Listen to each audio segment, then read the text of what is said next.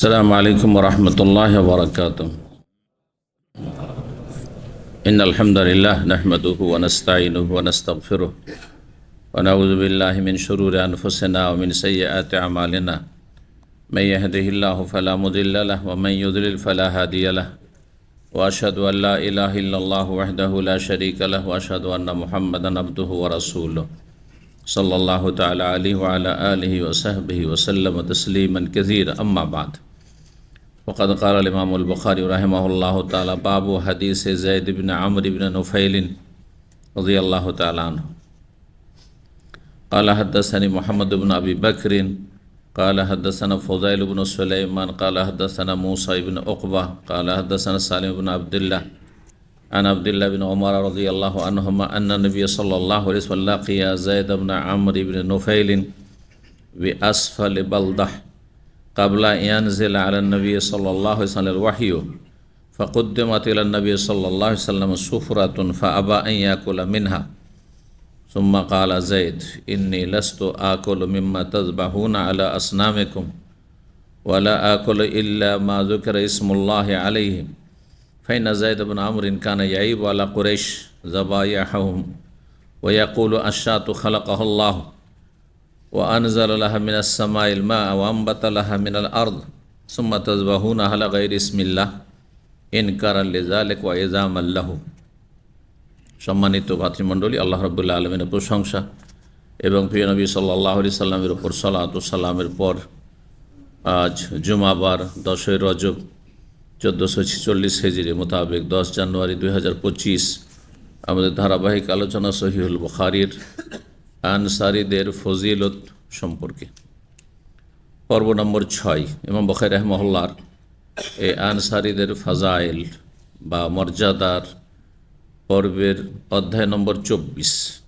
বিষয়বস্তু বলছেন অধ্যায়ে ইমাম বুখারী রাহিমাহুল্লাহ তাআলা বাবু হাদিসে যায়েদ ইবনে আমর ইবনে নুফাইল।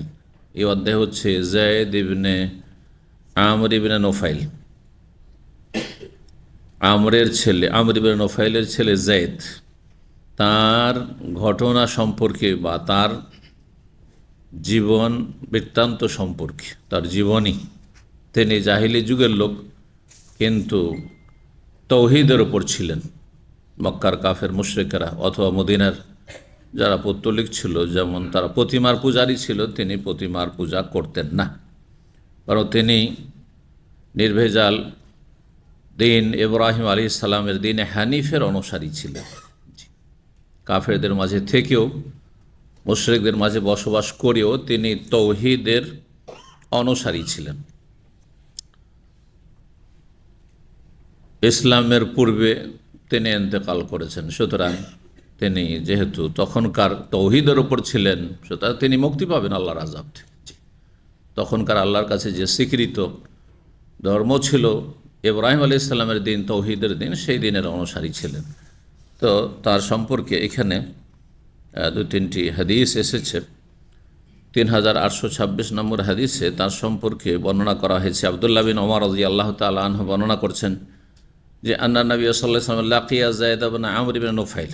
নবী সাল্লাল্লাহু আলাইহি ওয়াসাল্লাম একবার যায়েদ বিন আমর ইবনে নুফাইল, আমর বিন নুফাইল, তার বাবার নাম ছিল আমর, দাদার নাম নুফাইল, আর তার নাম ছিল যায়েদ।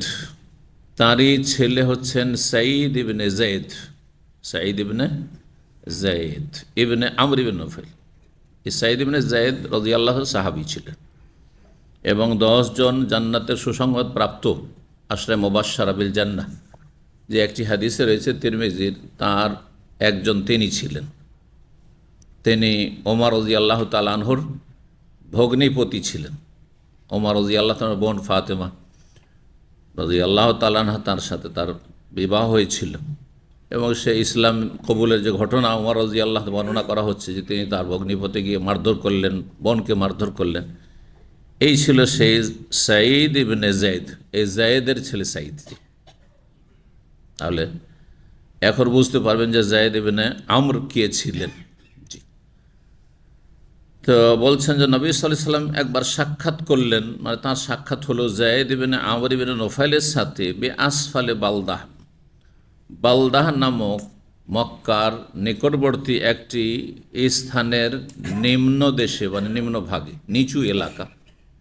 মক্কা আপনারা জানেন যে উঁচু নিচু এলাকা, সমতল এলাকা নয়, চারিদিকে পাহাড় আর পাহাড়, আর পাহাড়ের নিচে কিছু জায়গা খুব নিচু আছে, কিছু জায়গা একটু উঁচু আছে, উঁচা নিচা এলাকা। তো মক্কার পাশে একটি জায়গা, তার নাম ছিল বালদাহ।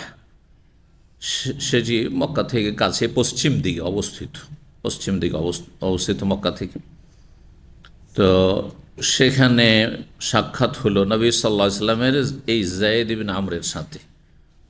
কোন সময় সে সাক্ষাৎটি হয়েছিল? নবী হওয়ার আগে রাসূলুল্লাহ সাল্লাল্লাহু আলাইহি ওয়াসাল্লামের, কাবলা আন ইয়ানজিলা আলা নবী সাল্লাল্লাহু আলাইহি ওয়াসাল্লাম আল ওয়াহি, নবী সাল্লাল্লাহু আলাইহি ওয়াসাল্লামের প্রতি ওহী নাজিল হওয়ার পূর্বের ইতিহাস এটি।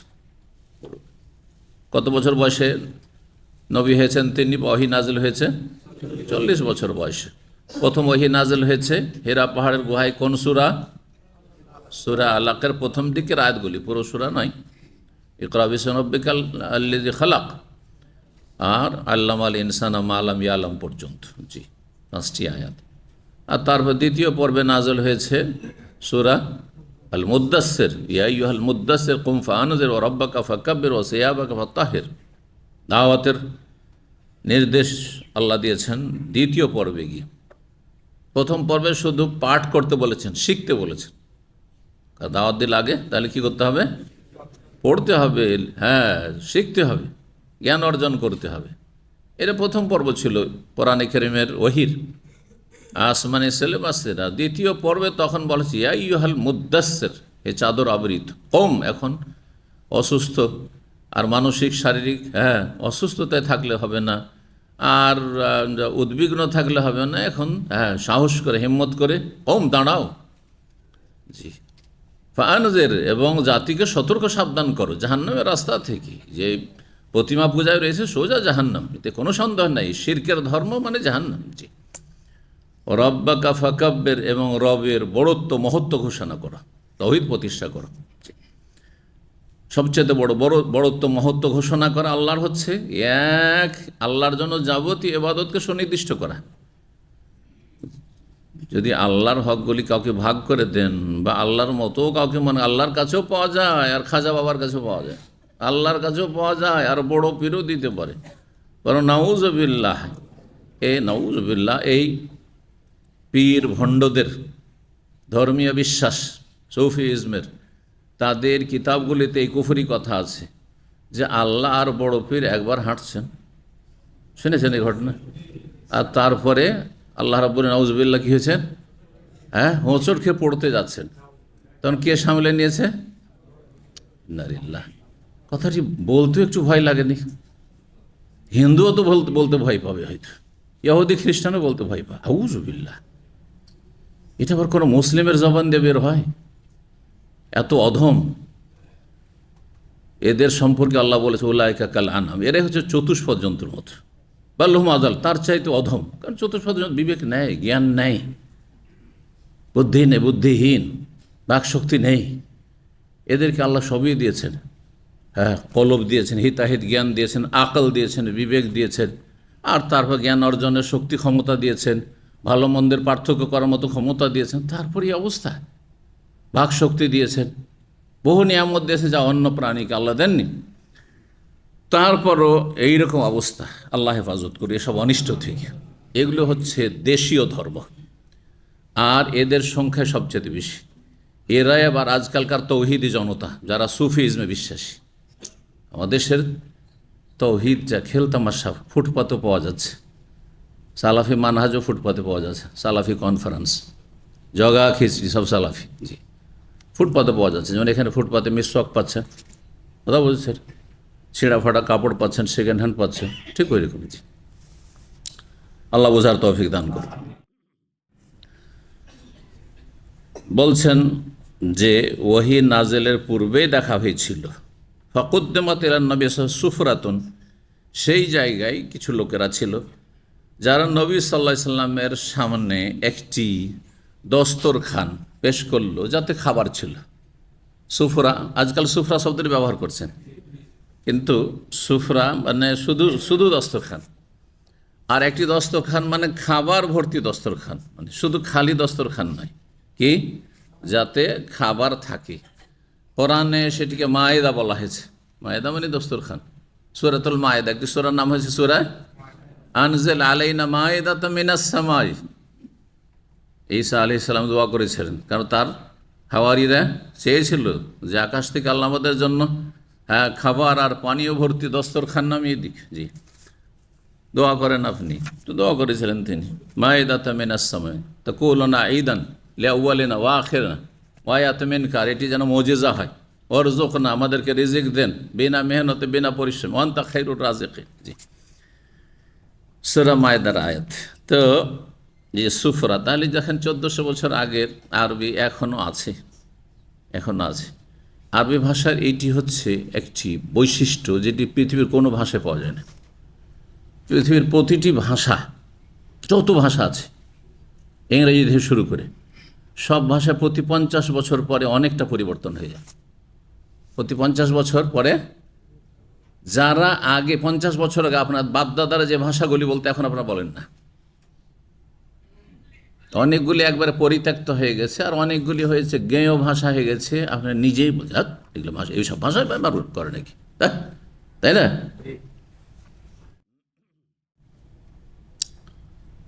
খুব পরিবর্তনশীল অন্য ভাষা। কিন্তু আরবি দেখেন 1400 বছর আগে অধিকাংশ, এই জন্য কোরআনে কারিমে 1400 বছর আগে নাজিল হয়েছে, ঠিক না? এখনও যারা মোটামুটি আরবি পড়েছে, মাধ্যমিক যদি ভালো করে পড়ে থাকে, মানে রেজাল্ট ভালো করে, আসলে মেহনত করে পড়ে থাকে, শুধু পরীক্ষায় পাশ করা পড়ে। কারণ যারা ছাত্র পড়াশোনা করে মাদ্রাসা স্কুলে, আরব দেশে হোক আর অন্য দেশে হোক, দুই শ্রেণীর আছে। কিছু আছে পাস করার জন্য শুধু পরীক্ষায় বেছে বেছে যেই জায়গাগুলি পরীক্ষা আসার সম্ভাবনা আছে ওইটাই পড়ে শুধু, এরা কোনো কাজের না, এরা আমাদের ভবিষ্যৎ না, এরা কোনো কাজের না। এরকম ছেলেরা কোনো লাভ হবে না এদের পড়ে। আর কিছু আছেন না, আমি কিছু শিখবো, হ্যাঁ আমি শিক্ষিত হব, হ্যাঁ জ্ঞান অর্জন করব, জ্ঞানী হব, উচ্চ শিক্ষিত হব, স্বপ্ন অনেক বড়, তারা কিছু করতে পারবে।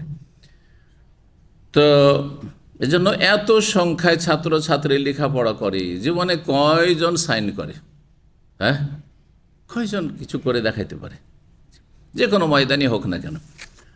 মাধ্যমিকে গিয়ে কেউ থেমে গেল, কেউ উচ্চ মাধ্যমিকে থেমে গেল, কেউ তার নিচেই থেমে গেল, কেউ খুব বেশি তো ব্যাচেলার ডিগ্রি করলো তারপর থেমে গেল, আর কেউ পাশ করে নিয়েছে, হ্যাঁ MA পাশ করেছে বাংলায়, তার বাংলা বুঝে না। ইংরেজিতে MA পাশ করে এসছে, আর ইংলিশ বলতে পারে না। আছে না আজকাল? ভালো করে খোঁজ নিয়ে দেখবেন, একটু কথা বলে ইংলিশ।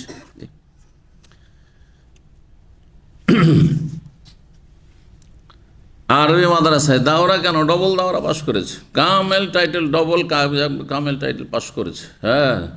আর তারপরে আরবি বলতে পারেন। এখানে আসার পরে কমি মাদ্রাসার মোল্লাগুলো সব আপনাদের মতো, আনাফিরু আন্তাফিরু, আনাফি আকেল আন্তাফি আকেল। আরবি হলো নাকি? আনাফি নম আন্তাফি নম, আনাফি সকল আন্তাফি রাতিব, শিল রাতিব, এগুলো আরবি? এগুলো আরবি না, এগুলি হচ্ছে কাজ চালাইতে হবে। হ্যাঁ, মালিকরাকে কাজ নিতে হবে, আর আপনাকে কাজ করে হ্যাঁ ওর কাছ থেকে ন্যায্য অধিকার নিতে হবে। কোন আরবি না, এই আরবিকে কলঙ্কিত করেছে এই ভাষা। জি, আরবি ভাষাকে বরবাদ করেছে এই ভাষা। আল্লাহ হেদায়েত দান করুন। যারা এই ভাষা প্রচলন ঘটিয়েছে তারা কোনো ভালো কাজ করেনি। জি, হয় শুদ্ধ ভাষা বলতে হবে, দুটোই ভাষা, আর নয় মাতৃভাষা। মাতৃভাষা মানে আরবরা যেটা বলছে তাদের বাড়ি ঘরে ছেলে মেয়েদের, সেটা মাতৃভাষা, তাদের আঞ্চলিক ভাষা। আর এটা হচ্ছে শুদ্ধ ভাষা, হ্যাঁ কিতাবাদের ভাষা, সাহিত্যের ভাষা। তাহলে কিছু শিখতে পারবেন। যার ফলে এখানে 20-30 বছর অনেকে রিয়াল নিয়ে গেছেন, কিন্তু কিছু শিখে যায়নি। আজকাল দেখছেন সোশ্যাল মিডিয়াতে আরবি, এটার আরবি এটা হাই, হ্যাঁ ফি মানে আছি, ফি মানে আছি নাকি? ফি হে, ফি আসলে ফি হে, তো ফি হে মানে আছি, হ্যাঁ আনাফি, এটা কোনো আরবি না, এগুলো মাফি, এগুলো আরবি না এগুলো। যাক, শুদ্ধ আরবি শেখার চেষ্টা করেন, যেটা বলছি, যদি শেখার সময় থাকে।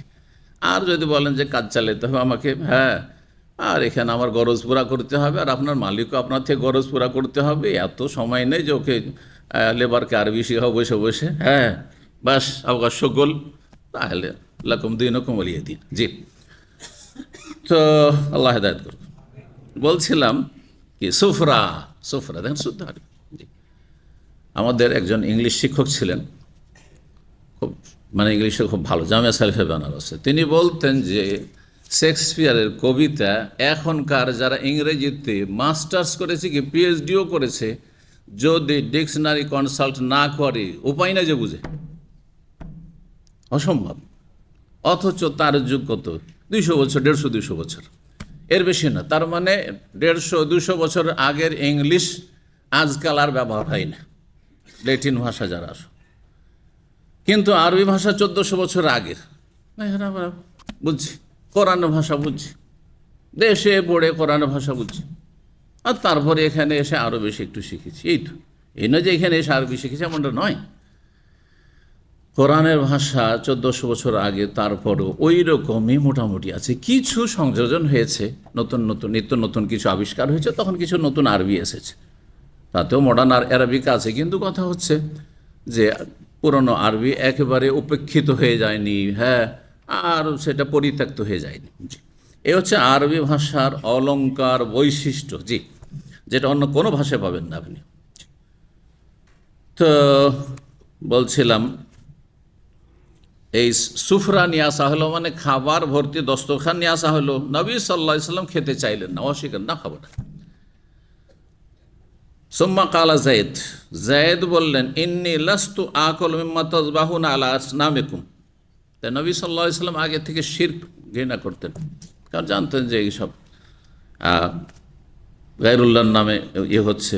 কোনো দিন তিনি শিরকের আস্তানায় আর প্রতিমার কাছে আত্মীয় স্বজন যাচ্ছে, তিনি ওসব যেতেন না, ঘৃণা করতেন। প্রাকৃতিকভাবে আল্লাহ রাব্বুল তাকে পাক পবিত্র রেখেছেন। হাতে গোনা কয়েকজন মক্কা এরকম ছিল। তো এই জায়েদ বললেন, এই জায়েদ ইবনে আমর ইবনে নৌফাইল, ইন্নী লাস্তু আকুল মিম্মা তাযবাহুনা আলা আসনাম, যারা খাবার পরিবেশন করেছিল তাদেরকে বললেন যে আমি খাই না ওই সমস্ত জবাইকৃত পশুর গোস্ত যা তোমরা তোমাদের দেবদেবীর নামে জবাই করে থাকো। হ্যাঁ, লাতের নামে জবাই করছেন, উজ্জা দেবীর নামে জবাই করছে, হ্যাঁ, হোবালের নামে জবাই করছে, এই সবই করতো তারা। যেমন আজকাল হিন্দুরা জবাই করে, হ্যাঁ হ্যাঁ, মা কালীর নামে জবাই হচ্ছে, জি, তাদের কালী পূজায়, জি, বলিদান। তো এসব খায় না। অথবা কোনো দেবদেবীর নামে উৎসর্গ করে ষাঁড় ছাড়া, যেমন হিন্দুরা ষাঁড় ছাড়ে, মাজার পুজিরা, হ্যাঁ, খাজা বাবার নামে ষাঁড় ছাড়ে, বকরি ছাগল ছাড়ে, জি, এগুলি গায়রুল্লাহর নামে উৎসর্গ করা হয়েছে। একই ধর্ম, সবই সব ধর্ম। বলছে ওয়ালা আকল ইম্মা ইল্লা মা যুকিরা ইসমুল্লাহ আলাইহি, সেই পশুই শুধু খাই যেই পশু জবাইয়ের সময় আল্লাহর নাম উচ্চারিত হয়েছে। বিসমিল্লাহ বলে যদি জবাই করা হয় তাহলে সেটা খায়। ঘটনা এই যে ফাইনা যায়েদ বিন আমরিন কানা ইয়াইবু আলা কুরাইশ, যে যায়েদ বিন আমর বিন নৌফাইল, কুরাইশ যে বংশ, সবচেয়ে প্রভাবশালী বংশ, সবচেয়ে সম্মানিত বংশ, আরবদের নেতৃত্ব, কাবার নেতৃত্ব তাদের হাতে। যদিও রাষ্ট্রীয় ক্ষমতা সেই যুগে ছিল না, সব কাবাইলি ক্ষমতা ছিল, মানে বংশীয় নেতৃত্ব ছিল। কিন্তু তারপরেও আরবরা সমস্ত বংশধর জানতো যে আমাদের মধ্যে সবচেয়ে সম্ভ্রান্ত বংশ এবং আমাদের নেতৃস্থানীয় বংশ হচ্ছে কোরাইশরা, এবং কোরাইশদের ভাষা সবচেয়ে শুদ্ধ। তো কোরাইশরা নেতৃত্ব দিত, ধর্মীয় নেতৃত্ব দিত, কোরাইশদের দিকে সবাই তাকিয়ে থাকতো। ওদের ধর্মটাই হচ্ছে বাকি অন্যান্য যেসব বংশধর তাদের ধর্ম। যেমন ভারত উপমহাদেশ হিন্দুদের মধ্যে সমস্ত যে আরও 3টি কাস্ট আছে, 4টি কাস্টের মধ্যে সবাই তাকিয়ে আছে ব্রাহ্মণদের দিকে, মুখার্জি, ব্যানার্জি, চ্যাটার্জি এসবের দিকে, হ্যাঁ, যে ওরা যেসব ধর্মকর্ম করে সেটাই হচ্ছে হিন্দুদের ধর্ম। জি জি, বাকিদের নিজের কোনো ধর্ম নেই, নিজের কোনো আপনার তাদের কোনো একটা আদর্শ নেই, ব্যাস ব্রাহ্মণরা যা বলবে সেটাই তাদের ধর্ম। যেমন বেদাতি সমাজে পীরেরা যা বলবে সেটাই ধর্ম। এই জন্য তাদের কিতাব আছে, পীর যদি বলে যে তোমার জানাজাকে কি, তোমার জায় নামাজকে কী করো, হ্যাঁ, পড়েছেন না পড়েননি? চর্ম নাই হক্কানিদের কিতাব আছে। আপনার হক্কানি বলেন না? পীর কিন্তু সবাই খারাপ না, 2 ভাগে ভাগ, হক্কানি আর ভণ্ড, তাই না? যে দেশীয় কথা। তো যাদেরকে হক্কানি বলছেন তাদের কিতাবে আছে আর আমি পাতা নম্বর বলে আপনার আলোচনা করেছি, যার প্রয়োজনে ওই আলোচনাগুলি শুনে নিক অথবা সেই বইগুলো খুঁজে দেখে নিক। যে যদি পীর সাহেব তোমার বলে, পীরে কামেল, যে তোমার জায় নামাজটি মদে ডুবিয়ে নাও আর তারপরে তাতে নামাজ পড়ো, তাহলে কি কোনো আপত্তি করবেন না, তাতে কোনো আপত্তি করবেন না। এই জন্য তাদেরকে তবে আরও আছে, বলছে আল মুরিদ আমামা শেখে কাল মাইয়াতে। সুফিদের কিতাবে যত পীরতন্ত্র, নকশবন্দি হোক, চিস্তি হোক, আর কাদেরি হোক, আর মুজাদ্দিদি হোক, আর সাহারওয়ার্দী হোক, আর তিজানি হোক, আর যতই হোক না কেন, যাই হোক না কেন, সমস্ত তরিকা কি বলছে? আল মুরিদ আমামা শেখে, মুরিদ পীরের সামনে কেমন? কালমাইয়াতে, মৃত লাশের মতো। লাশকে যখন গোসল দেওয়া হয়, যেমনভাবে ইচ্ছা তেমনভাবে আপনি ওই গোসল দেন, উল্টান পাল্টান, হ্যাঁ, বস্ত্রহীন করেন, আর যা ইচ্ছা তাই আপনি স্পর্শ করেন। আপনি কিছু বলতে পারবে? কিছু বলতে পারবে? ইশারা ইঙ্গিত একটু করতে পারবে না? ওলিয়ে কামেলরা, ওই যে পীরগুলো মারা যাচ্ছে তখন একটু দেখিয়েন তো, কারণ ওরা তো অনেক শক্তিশালী, মরে যাওয়ার পর আরও নাকি শক্তিশালী হয়, মরেই না তারা, তাই না? তো তুমি ওই মাইয়েতের মতো, মৃতদেহের মতো, লাশের মতো হয়ে যাও। জি, তার মানে যা ইচ্ছা তাই, তোমাকে যা বলবে সেটি ধর্ম। সেম ওই যে হিন্দুদের ব্রাহ্মণ্যবাদ, হিন্দুদের ব্রাহ্মণ্যবাদ, আর কথিত মুসলিমদের এই সুফিবাদ, জি, পীরতন্ত্রবাদ, আল্লাহ হেফাজত করে এসব অনিষ্ট থেকে, এসব শিরক বেদাতের ধর্ম থেকে। তো যায়েদ বিন আমর কি করতেন? কানা ইয়াইব আলা কুরাইশ, কুরাইশদেরকে দোষারোপ করতেন যে তোমরাই তো আমাদের ধর্ম ধ্বংস করেছো, তোমরা আমাদের ভবিষ্যৎ নষ্ট করেছো, তোমরা আমাদেরকে জাহান্নামের পথে নিয়ে গেছে।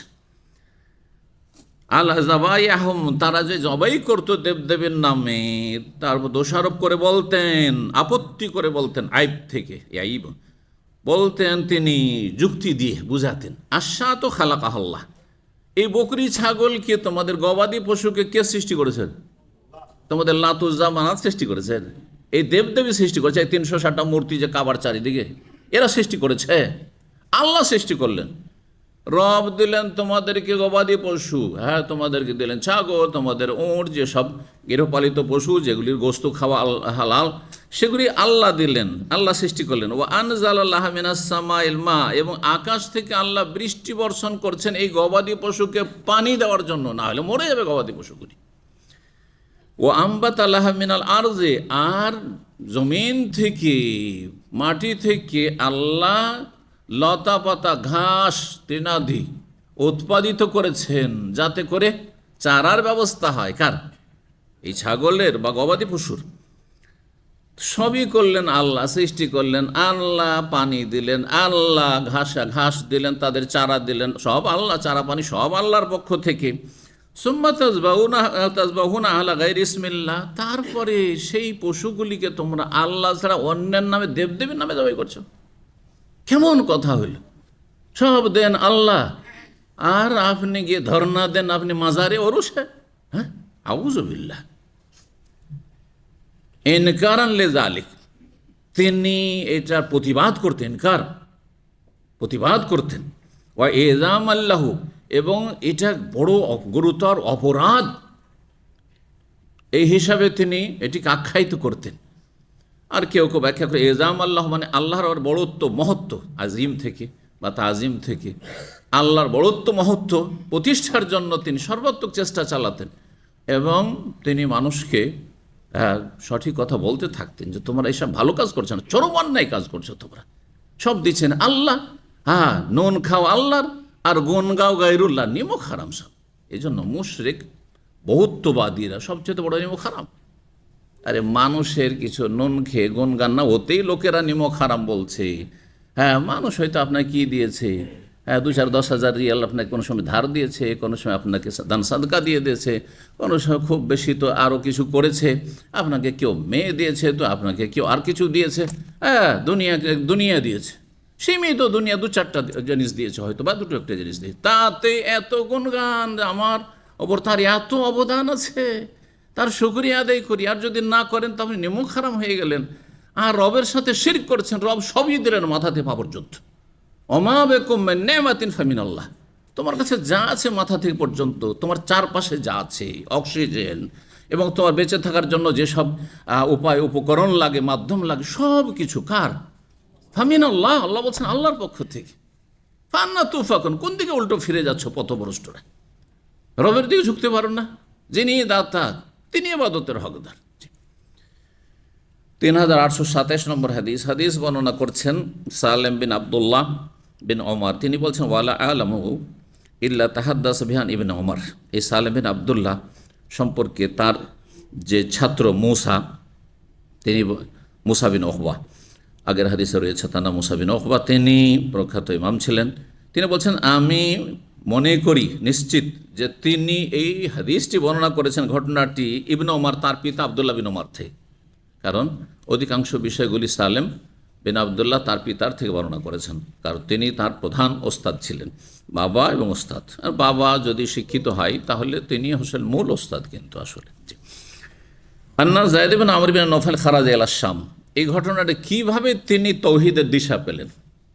মক্কায় এইসব শিরক কুফরি নোংরামিতে থেকে আর সমস্ত পাপে ডুবেছিল জাতি, জীবন্ত মেয়েদেরকে, কন্যা সন্তানকে দাফন করত তারা, আর এই সব নোংরামের মাঝে তিনি তৌহিদ লা ইলাহা ইল্লাল্লাহ কীভাবে খুঁজে পেলেন, তিনি শিরক মুক্ত কি করে হলেন তিনি, আর খাঁটি দিনে ইব্রাহিমের দিকে কি করে তার প্রত্যাবর্তন হইল, এই প্রতিকূল অবস্থায় ঘটনা বর্ণনা করছেন। বলছেন যে যায়েদ বিন আমর বিন নওফাল একবার শাম দেশে গেলেন।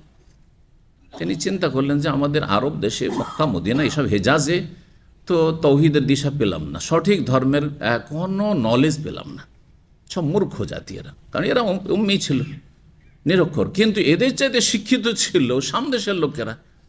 সামদেশ বলতে আজকাল কয়টি দেশকে বোঝায়, অনেকবারই বলেছি, কিন্তু শাম, বৃহৎ শাম। আজকাল শামের নামে কোনো দেশ নাই, কিন্তু 4টি দেশের সমষ্টি হচ্ছে শাম। তার মধ্যে অনেকে মনে করে যে শাম শুধু সিরিয়া, না, সিরিয়া একটি, আর ফিলিস্তিন, প্যালেস্টাইন, লেবানন, আর জর্ডন, এই সবগুলি শাম। জি, আর তার মধ্যে সবচেয়ে মোবারক জায়গা হচ্ছে যেখানে বাইতুল মুকাদ্দাস রয়েছে, প্যালেস্টাইন রয়েছে। আল্লাহ তাকে স্বাধীন করা তৌফিক দান করুন এবং ইহুদিদেরকে আল্লাহ ধ্বংস করুক, ইহুদিদের অনিষ্ট থেকে আল্লাহর উপরে ইসলাম এবং মুসলিমদের হেফাজত করুক, মসজিদ আকসার আল্লাহ হেফাজত করুন, মুসলিমদেরকে ইসলামের দিকে ফিরে আসা তৌফিক দান করুন। তো সামদেশে গেলেন সঠিক ধর্মের তলাশি, আর গিয়ে জিজ্ঞেস করতে লাগলেন ইয়াস আলু আনিদ্দিন। সেখানে যেহেতু খ্রিস্টানদের সংখ্যা বেশি ছিল, তো খ্রিস্টানদের কাছে আহলি কিতাব যেহেতু তাদের কাছে তাওরাত ইনজিলের জ্ঞান আছে, তাদের যে পুরোহিত, যাদের পণ্ডিত, যে সব ধর্মগুরু, তাদের সাথে দেখা সাক্ষাৎ করতে লাগলেন একের পর এক, আর জিজ্ঞাসা করতে লাগলেন যে সঠিক ধর্ম আমি কোথায় পাবো। জিজ্ঞাসা করতে আনিদ্দিনে, আল্লাহ প্রদত্ত দিন সম্পর্কে, ওয়ায়াত বাহু, উদ্দেশ্য ছিল যে আমি সেই আল্লাহর নাজেলকৃত সহি শুদ্ধ বিশুদ্ধ ধর্মের আমি অনুসারী হব। ফালাকে আলেম মিনাল ইয়াহুদ, ইহুদিদের একজন পণ্ডিতকে পেলেন, আলেমকে পেলেন। ফাসা আলহান দিন, তাদের ধর্ম সম্পর্কে জিজ্ঞাসা করলেন যে আপনাদের ধর্ম সম্পর্কে একটু বলুন, আমি আপনাদের ধর্ম গ্রহণ করতে চাই, কারণ অন্তত আপনাদের ধর্মে প্রতিমা পূজা নেই, আমি প্রতিমা পূজা করতে চাই না। মাটি দিয়ে তৈরি করবো নিজের হাতে, পাথর দিয়ে, আর তারপরে তাকে সেজদা করবো, তার সামনে ঝুঁকবো, আমি লুটিয়ে পড়বো, অসহায়তা প্রকাশ করবো, এটা হবে না। তো আমি ইহুদি ধর্ম গ্রহণ করতে চাই।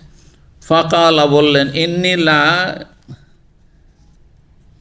আলাইয়া আন আদিনা দীনাকুম, ইন্নিলা আলাইয়া আন আদিনা দীনাকুম, আমি বদ্ধপরিকর, আমি এই ক্ষেত্রে একেবারে দৃঢ় সংকল্প কি যে আন আদিনা দীনাকুম, আপনাদের ধর্ম আমি গ্রহণ করব, আন আদিনা দীনাকুম, আপনাদের ধর্ম আমি গ্রহণ করব। ফাআখবিরনি, সুতরাং আমাকে একটু বিস্তারিত জানান ইহুদি ধর্ম সম্পর্কে। ফাকালা, তখন সেই পণ্ডিত ভালো মানুষ ছিল। দেখেন আজকাল হিন্দুদের মধ্যে একটি গোষ্ঠী আছে যারা বলে আমরা সনাতন ধর্মের অনুসারী, এমনি সবাই বলে, কিন্তু যেমন আমাদের মাজার পূজারীরা বলে যে আমরা হচ্ছে সুন্নি মুসলমান, আমরা হচ্ছে আহলে সুন্নাত, বলছে না? তো এইটা তো কথিত আহলে সুন্নাত, কিন্তু খাঁটি আহলে সুন্নাত অথবা তাদের মধ্যে কিছু বিজ্ঞ আছে বেদাতীদের মধ্যেও, যাদের মুখ দিয়ে কখনো কখনো সহি কথাও বেরিয়ে যায়, শুনতে পাচ্ছেন না মাঝে মধ্যে? জি, সবসময় পাবেন না, কিন্তু কখনো কখনো সহি কথা বেরিয়ে যাচ্ছে, অথবা তাদের মধ্য থেকে গোবরে পদ্মফুল কেউ বেরিয়ে যাচ্ছে। জি, তো এই ব্যক্তি, এই যে পণ্ডিত ছিল, সে সহি কথা, ও চিন্তা করলো না যে সে ইহুদি হয়ে যাক, আমাদের সংখ্যা বাড়বে। সে ভাবলো যে লোকটা যখন এত দূর থেকে এসেছে সঠিক ধর্মের তলাশে, তো তাকে আমি সঠিক গাইড করি। সে বলল যে দেখো, লা তাকুনু আলা দীনে না, আমাদের ধর্ম তুমি গ্রহণ করিও না, ইহুদি ধর্ম তুমি গ্রহণ করিও না। হ্যাঁ, যদি ধর্ম গ্রহণ করো তাহলে কি হবে? হাত্তা তাখুযা বিনাসিবিকা মিন গাযাবিল্লাহ, তাহলে তোমার আল্লাহর গজবের যে অংশ রয়েছে, আল্লাহর ক্রোধের, ওটা নিতে হবে। কারণ ইহুদি জাতি গজব প্রাপ্ত, এই জন্য সূরা ফাতিহাতে তাদেরকে বলা হয়েছে মাগদুব আলাইহিম, আল্লাহর গজব তাদের উপর নেমে এসেছে আর আসছে, আল্লাহর ক্রোধ তাদের উপর। আর খ্রিস্টানদের সম্পর্কে আল্লাহ কি বলেছেন? দালিন, পথভ্রষ্ট তারা। জি, সূরা ফাতিহাতে মানব জাতিকে 3 ভাগে ভাগ করা হয়েছে। আনআমতা আলাইহিম, পুরস্কৃত। কারা পুরস্কৃত? যারা আল্লাহর নাযিলকৃত সঠিক দিন, বিশুদ্ধ তাওহীদ সুন্নাহ ভিত্তিক দিন পালন করবে, শিরক বিদআত থেকে মুক্ত হয়ে। বিধর্মীয় নাই আর বদ্ধর্মীয় না, ভ্রান্ত ধর্ম পালন করবে না, আর নাস্তিক আর বেদিন আর ওই সেকুলারও না, ধর্মনিরপেক্ষতা বিশ্বাসী না, এসব মানুষের মন্ত্রতন্ত্রে বিশ্বাসী না। আল্লাহর দিন যে কোরআন সুন্নায় রয়েছে সেটা বিশ্বাস করে, এবং যে কোরআন সুন্নাহ যেইভাবে বুঝাইছেন সাহাবায়ে কেরামগণ সালাফগণ, সেইভাবে বোঝার চেষ্টা করে, সেইভাবে আমলের চেষ্টা করে। সাহাবায়ে কেরামদের জামানায় যেটা ইসলাম ছিল সেই ইসলাম ফলো করার চেষ্টা করে। এরা হচ্ছে আনআমতা আলাইহিম, পুরস্কৃত। আর 2 নম্বর হচ্ছে মাগদুব আলাইহিম। মাগদুব আলাইহিম কারা? যাদের গজব হয়েছে, যারা জানার পরে, কিছু জানার সুযোগ আছে, জেনেছে, তারপরও তারা ভ্রান্ত ধর্ম পালন করে। যেমন বিদাতীদের মোল্লা গোষ্ঠী, তারা মাদ্রাসায় পড়েছে, আরবি ভাষা বুঝে, অনেকে সুন্দর আরবিও জানে, আর কোরআন হাদিসের দলিলও পেশ করতে পারে, কিন্তু অপব্যাখ্যা করে, ভুল ব্যাখ্যা করে শিরক বিদআতের দিকে নিয়ে যায়। বলে পীর ধরার অকাট্য দলিল, একটি বই লিখেছে, পীর ধরার অকাট্য দলিল। আর তাতে হচ্ছে কোনো মাস সাদেকিন, সত্যবাদীদের সাথে হয়ে যাও। পীরেরা সত্যবাদী? পীরেরা সত্যবাদী? আল্লাহ সম্পর্কে সত্য কথা বলেছে, রসুল সম্পর্কে সত্য কথা বলেছে, ইসলাম সম্পর্কে সঠিক তথ্য দিয়েছে। আল্লাহ সম্পর্কে আল্লাহ নিরাকার, মিথ্যাবাদী। হ্যাঁ, আল্লাহ সর্বত্র বিরাজমান, চরম মিথ্যাচার করল, ঠিক না? আল্লাহ রাব্বুল আলামিনের কাছে পৌঁছে গিয়ে ফানা ফিল্লাহ হয়ে গেলে আর ইবাদত বন্দেগী লাগে না, চরম মিথ্যাচার করল। এগুলো সব তো তাদের আকীদা। রসুল রসুল আলেমুল গায়ব, রসুল হাজির নাজির, আর রসুলের ছায়া ছিল না, রসুলের এই সেই, আর সব মিথ্যা কথা, সব মিথ্যা কথা।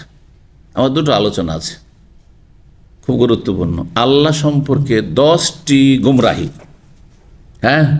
10টি ভ্রান্ত আকীদা, আল্লাহ 10টি, একবারে 1টি 2টি নয়। আর সবগুলি বেদাতি সমাজে আছে। আমাদের দেশের প্রেক্ষাপটে এই আলোচনাটি, এই সম্ভবত এই গিজাজের যে জামে মসজিদ, আগে মসজিদে যে মাসিক প্রোগ্রামগুলি হয়তো সেগুলোতে আলোচনা করেছিলাম, আজকে থেকে 6-7 বছর আগে, করোনার আগে। আর একটি হচ্ছে রসুল সম্পর্কে 10টি ভ্রান্ত আকীদা। এই সবগুলি ভ্রান্ত আকীদা আছে। তাহলে আল্লাহ সম্পর্কে, রসুল সম্পর্কে, দিন সম্পর্কে ভ্রান্ত কথা তাদের। তাহলে তারা কি করে সত্যবাদী হলো? সত্যবাদী হচ্ছেন, সত্যবাদীদের ইমাম হচ্ছেন রাসূলুল্লাহ সাল্লাল্লাহু আলাইহি ওয়াসাল্লাম, সত্যবাদী হচ্ছেন সাহাবায়ে কেরামগণ, সত্যবাদী হচ্ছেন তাবেঈন, তাবেঈন, কারণ সত্য দিনের উপর তারা ছিলেন। সত্যবাদী শুধু একজন ইমাম নয়, 4 জন, আবু হানিফা, শাফি, মালিক, আমরা 4 জনই। তুই একজনকে মানবেন, বাকি 3 জনকে ছেড়ে দেবেন, তো কি করে সত্যবাদীদের সাথে? আল্লাহ বলছেন একজন সত্যবাদীকে ধরে না বলেছেন না, কোনো মাস সাদেকিন, বহু বচন, সাদেকের বহু বচন হচ্ছে সাদেকিন, তাহলে 4 জনের সাথে থাকতে হবে। আমরা 4 জনের সাথে আছি, এ বুঝতে পেরেছেন? ইসলামকে বোঝার চেষ্টা করুন।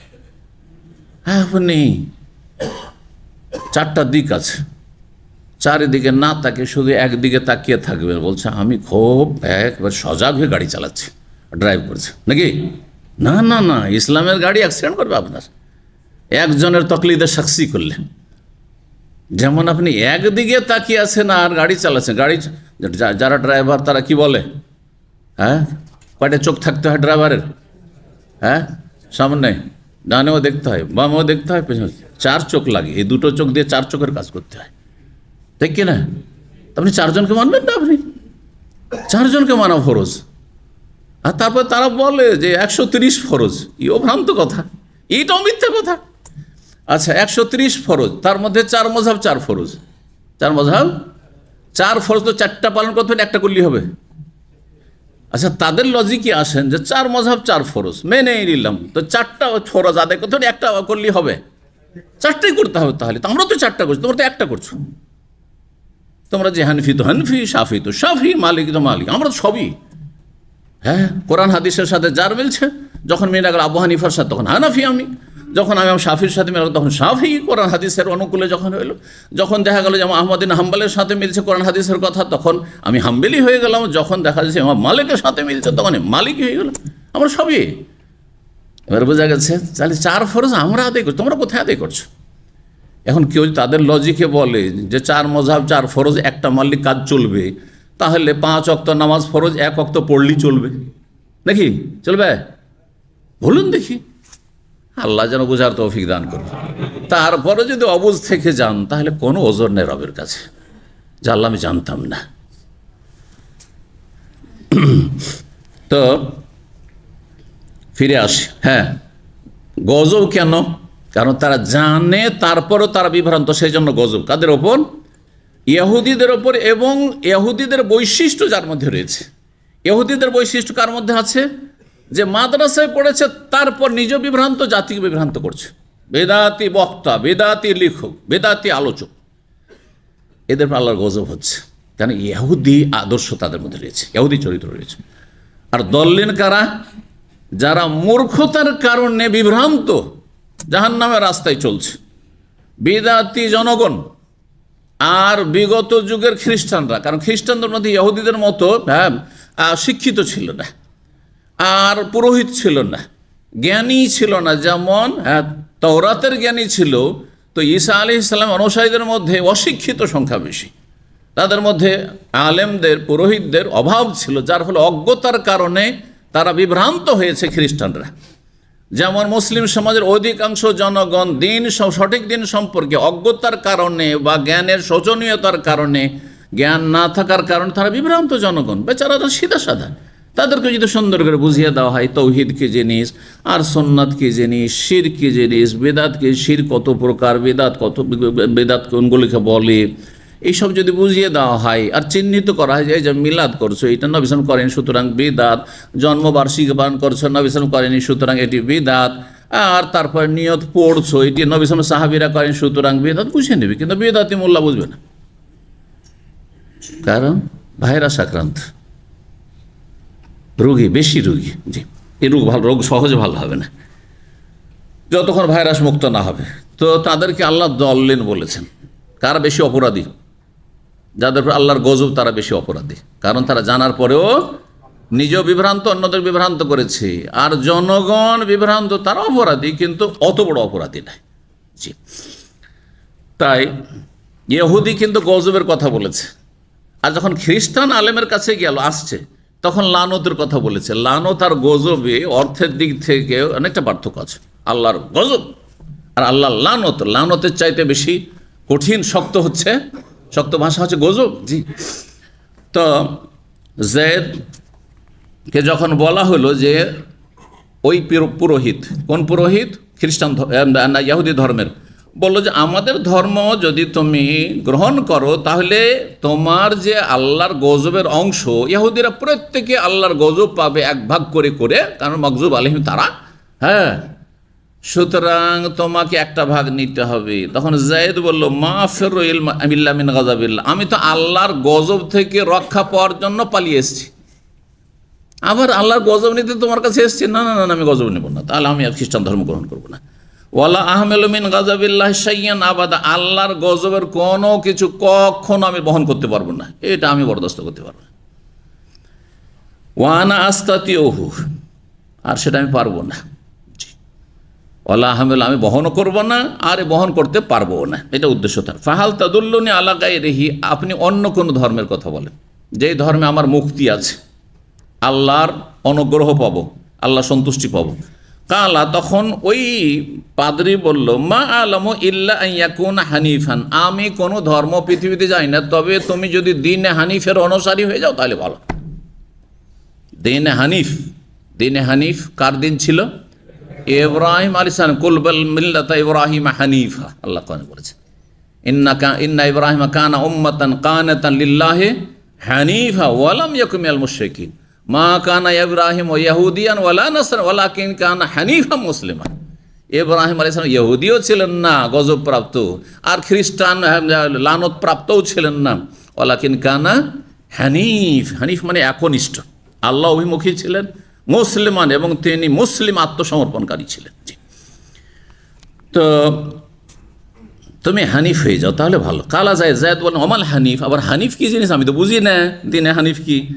কারণ ওর ওপর কি পর্দা পড়ে গেছে। কারণ মক্কার মুশরিকরা নবী সাল্লাল্লাহু আলাইহি সাল্লামের আবির্ভাবের 300 বছর আগে শিরকের ধর্ম পালন শুরু করেছে। 300 বছর আগের যে তৌহিদের ইতিহাস ছিল সেটা মক্কার লোকেরা ভুলে গেছে, জানেন। পূর্বপুরুষ 300 বছর আগের পূর্বপুরুষ মানে হয়তো 10-15 মানে পুরুষ ওপরে, তাহলে তারা তৌহিদের ওপর ছিল, তারা দিন হানিফের ওপর ছিল, কি বা জানে, ও জ্ঞান চর্চাও নেই, ওই রকম কোনো জানার কোনো সূত্র নাই, বই পুস্তকও নেই, সুতরাং জানে না কিছু দিনে হানিফ। অথচ দিনে হানিফ ফের প্রচার প্রসার হয়েছে কোত্থেকে? এই মক্কা থেকে। ইব্রাহিম আলাইহিস সালাম বারবার করে মক্কাতুল মুকাররমে এসেছেন, এখানে কাবা ঘর নির্মাণ করেছেন, এখানে ছেলে স্ত্রীকে রেখে গেছেন।